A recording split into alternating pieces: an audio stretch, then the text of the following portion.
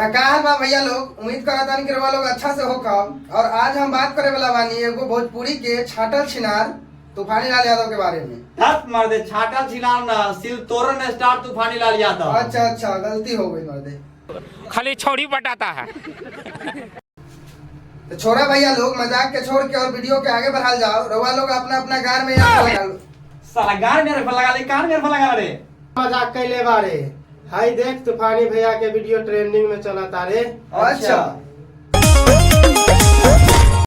ए भौजी, इतना तो ठीक बा, ऐसे आगे बढ़ने के चाहिए। हाँ, कैमरामैन लगा दूसरा क्लिप। म्यूजिक बाय चमन।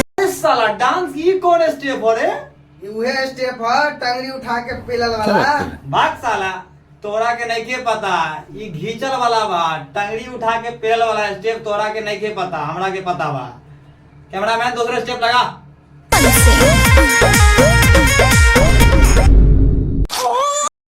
ए तूफानी भैया, तनी आरामे से घींच। ना तक भौजी के गैर छिला जाइए लागी पर आए।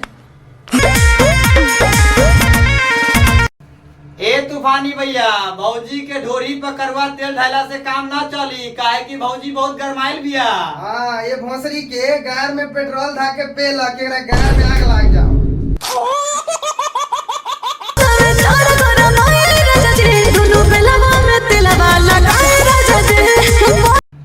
ये तूफानी भैया, तारा के हम पहले कह लिया कि भौजी बहुत गरमाइल बिया, एकरा गार में पेट्रोल डाल के पेल, आग लगला से तारो झरक जाइए करो।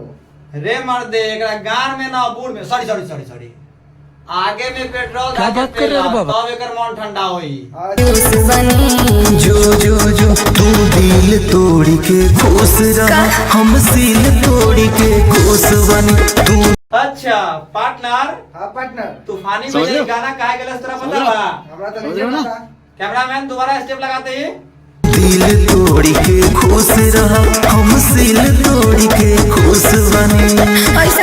मतलब पार्टनर। हाँ पार्टनर, अब हम समझ गई। तूफानी भैया के केहू दिल तोड़ ले बा तो तूफानी भैया दारू के सील तोड़ के अपन गम भुलावता। दांत मार दे तू बच्चा बारे अभी कि छिनार पांडे तूफानी लाल भैया पर आरोप लगावतिया कि हमर सील तोड़ ले बा। ई तो हमरा नहीं के पता कि सील तोड़ ले बा, कितना तोड़ ले बा। हाय देखा का आरोप लगावतिया लग रहा है अभी। सील उसको तोड़ने की आदत है ना भाई। मर्दे, हाँ तूफानी भैया जब दिल तोड़े वाली पर ऐसा गाना निकाले बा तो हई छेड़ी पर कैसे निकाली हो? कौन सी पर हो? हई देखा ना, सब कुछ किया, देख रहे मेरा शरीर पूरा ढीला हो गया, पूरा पुर्जा हिला दिया। पूरा आपका हिला दिया है जी। पूरा देख सकते हैं, इनका पूरा पार्ट पुर्जा हिला दिया है तूफानी यादव कहीं ना कहीं।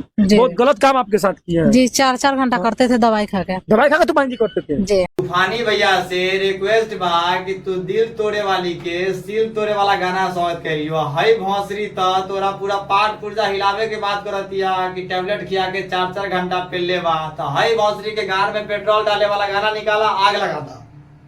बात तो सही है।